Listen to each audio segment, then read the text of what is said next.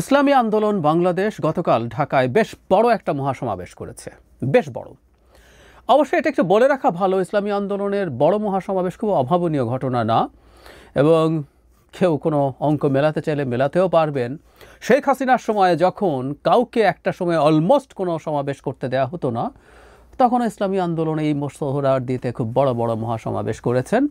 এবং তাদের প্রধান যেহেতু একজন পীর, তাদের অনুসারী আছে প্রচুর, সেই অনুসারীরা খুবই সিরিয়াসলি এসব প্রোগ্রামে যোগ দেন। শুধু তাই না, বাংলাদেশের বেশ কিছু জায়গায় তাদের উল্লেখযোগ্য পরিমাণ ভোটও আছে। মাঝে মাঝে নির্বাচনে আমরা এটা দেখেছি। এটাও একটু বলে রাখা ভালো, শেখ হাসিনার সময় বিভিন্ন স্থানীয় সরকার নির্বাচনও যখন সবাই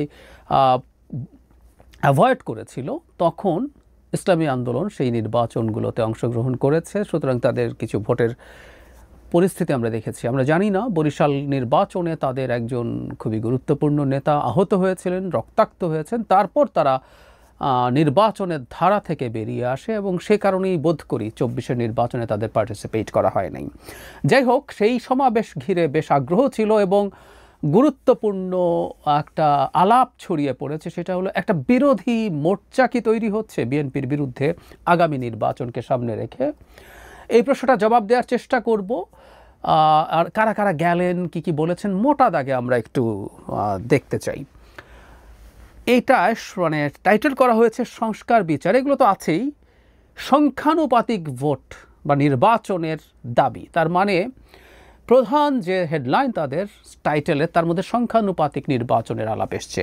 এবং এই সমাবেশ থেকে তারা 16 দফা একটা ঘোষণা করেছেন। আমি সবগুলো বলতে যাচ্ছি না। এর মধ্যে একটা দফায় তারা বলছেন পার্লামেন্টের নিম্নকক্ষ উচ্চকক্ষ উভয় জায়গায় তারা সংখ্যানুপাতিক নির্বাচন চান।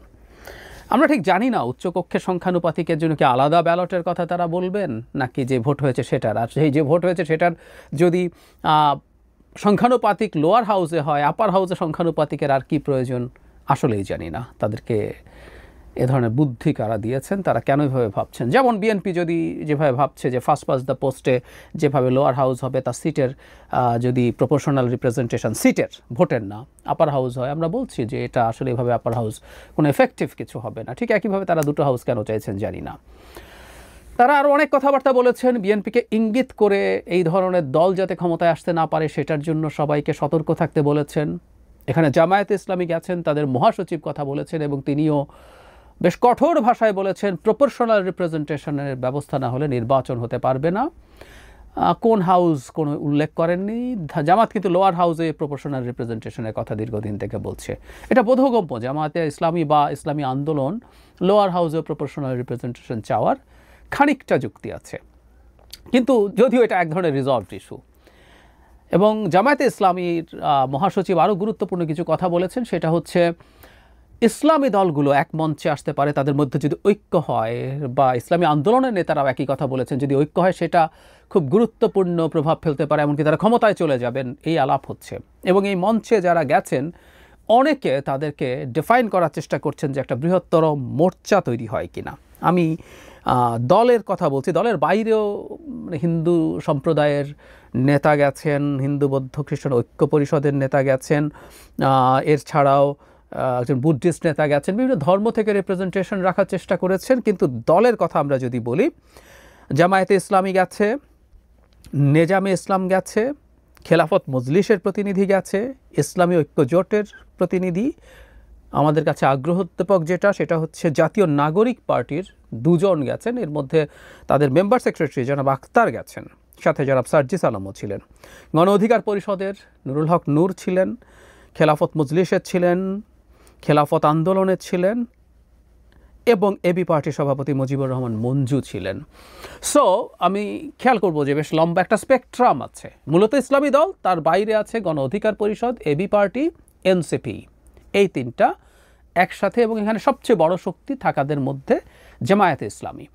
আমি আসবো আসলে এটা একটা পটেনশিয়াল বিরোধী মোর্চা কিনা সেই আলোচনায়। তার আগে প্রপোর্শনাল রিপ্রেজেন্টেশন নিয়ে লোয়ার হাউসের আলোচনা সম্ভবত এখন আর না হওয়াই উচিত। কারণ হলো আমাদের যে কনস্টিটিউশনাল রিফর্মস কমিশন রিপোর্ট দিয়েছে, সেখানে লোয়ার হাউসের ক্ষেত্রে কোনোভাবেই এটা তারা সুপারিশেই রাখেননি, এবং ঐক্যমত্য কমিশনের আলোচনায়ও আসলে এটার এক ধরনের ঐক্যমত্য হয়েছে যে লোয়ার হাউসে না আপার হাউসের প্রপোর্শনাল রিপ্রেজেন্টেশন, যে ভোটটা হবে সেটারই পপুলার ভোটের প্রপোর্শনাল রিপ্রেজেন্টেশন হবে, এই আলাপটা হয়েছে। কিন্তু এখন নতুন করে লোয়ার হাউস চাওয়া হচ্ছে।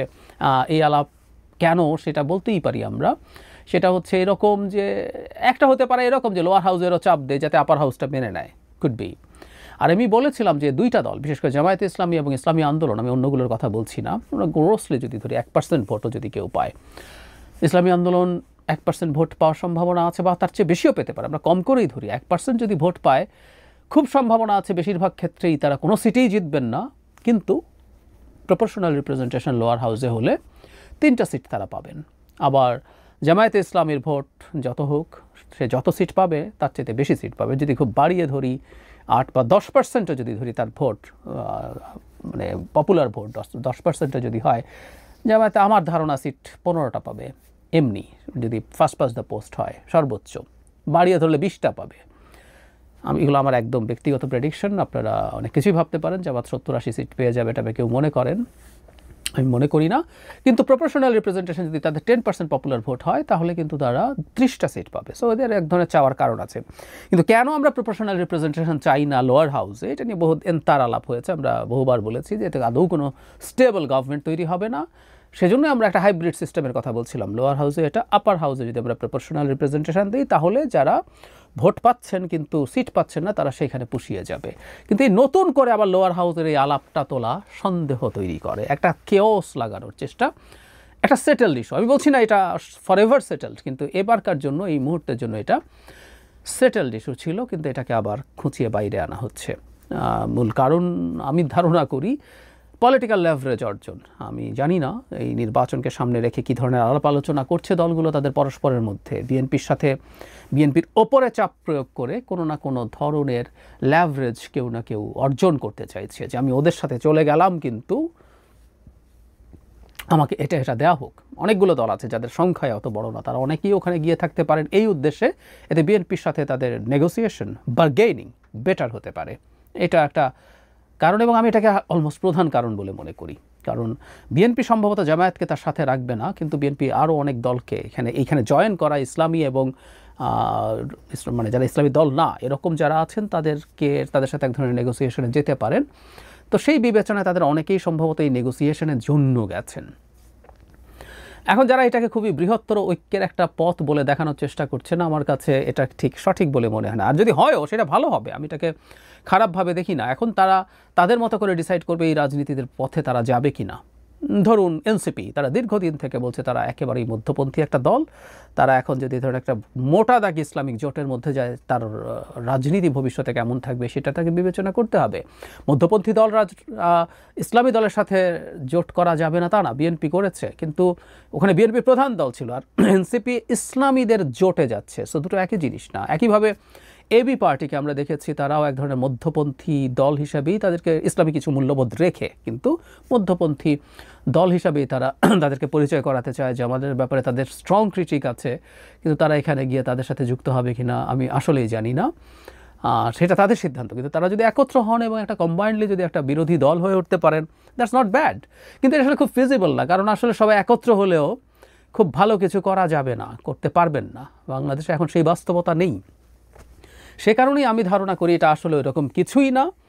এটা ইভেন ইসলামী আন্দোলনও তাদের যে মানে সংখ্যা আছে সেই শক্তি তারা দেখানোর চেষ্টা করছেন। তারা এক ধরনের আন্ডারস্ট্যান্ডিং তারা বিএনপির সাথে করতে হয়তো চেষ্টা করবেন, কারণ বিএনপি এবারকার নির্বাচনে বেশ কিছু সিটে তাদের প্রার্থী হয়তো দেবে না। এখন সেই প্রার্থী আর দিলেও কিছু কিছু ক্ষেত্রে সমস্যা হচ্ছে যে যাদেরকে মোটামুটি সিগন্যাল দেওয়া হয়েছে অন্য দলে, তারা ওখানে ক্যাম্পেইন করতে ঝামেলায় পড়ছেন। তো সব কিছু মিলে তারা প্রত্যেকে তার লেভারেজের চিন্তা করবেন বলে আমি মনে করি। এই ধরনের একটা জোটের হয়ে একটা নির্বাচন করে মূলত জামায়াতের নেতৃত্বে সিট যা পাবে কিছু জামায়াত পাবে, আর একত্র হলে জোট হলে আর 2-1টা সিট কোথাও যাবে কিনা আমি নিশ্চিত নই। মানে এই জোটে নির্বাচিত হওয়ার সংখ্যা বরং সেভাবে বাড়বে যদি, যেমন এনসিপি বা অন্য কোনো দল, বিশেষ করে এনসিপির কথা আমরা যদি বলি, বিএনপি যারা নমিনেশন বঞ্চিত হবেন সেরকম শক্তিশালী প্রার্থী বা আওয়ামী লীগের কিছু লোকজন যারা দেশে রয়ে গেছে এবং ভয়ঙ্কর ক্রিমিনাল না, এ ধরনের কিছু লোককে নিলেও বরং পাশ করে আসার সম্ভাবনা হয়তো বাড়বে। কিন্তু তারপরও এটা খুব ফর্মিডেবল কিছু হবে না। তার চাইতে আসলে বিএনপির সাথে যদি নেগোশিয়েট করে এমপি হওয়া যায় সেটা তাদের জন্য ফার বেটার অপশন হবে। তাহলে বটম লাইন হচ্ছে এটা বিরোধী দলীয় মোর্চা টাইপের কিছু না, এবং এখানে এমন দাবি সামনে আনা হয়েছে তারা নিজেরাও জানেন যে এটা হতে যাচ্ছে না। আমি শিওর তারা এটা আনছেন চাপ তৈরির জন্য, পলিটিক্যাল বার্গেইনের জন্য, এবং এটা আলটিমেটলি খুব বেশি প্র্যাকটিক্যাল বা ফিজিবল কিছু না, এটা তারা নিজেরাও বোঝেন। বিরোধী দলের চেহারাটা কেমন হবে সেটা সময় আরও অনেক লাগবে সেটা বোঝার জন্য। আমি ব্যক্তিগতভাবে মনে করি জামায়াত অলমোস্ট একাভাবেই নির্বাচন করবে। আর ইসলামী দলগুলোর মধ্যে যে ধরে বিভেদ দীর্ঘদিন থেকে ছিল, কারণ এই যে প্রথমবারের মতো ইসলামী আন্দোলন জামায়াতকে ডেকেছে, এর আগেও তারা বসেছেন, তারা তাদের মধ্যে আন্ডারস্ট্যান্ডিং ঠিক করতে পারেন কিনা। জামায়াত, খেলাফত, যারা হেফাজতে ইসলামের মধ্যে যেসব পলিটিক্যাল পার্টি আছে তাদের সাথে বসার চেষ্টা করেছে। আসলে তাদের আদর্শগত জায়গায় এত ডিফারেন্স আছে, তাদের পক্ষে আসলে একটা মোর্চা করাও প্রায় অসম্ভবের মতো ব্যাপার। আমি একদিন এটা নিয়ে বিস্তারিত আলোচনা করব একটা টকশোতে রিসেন্টলি, এই ইসলাম নিয়ে। মানে ওখানে একজন আলোচক ইসলামের ডেফিনেশন, ইসলামের ব্যাখ্যা একটাই না অনেক, এই যে একটাই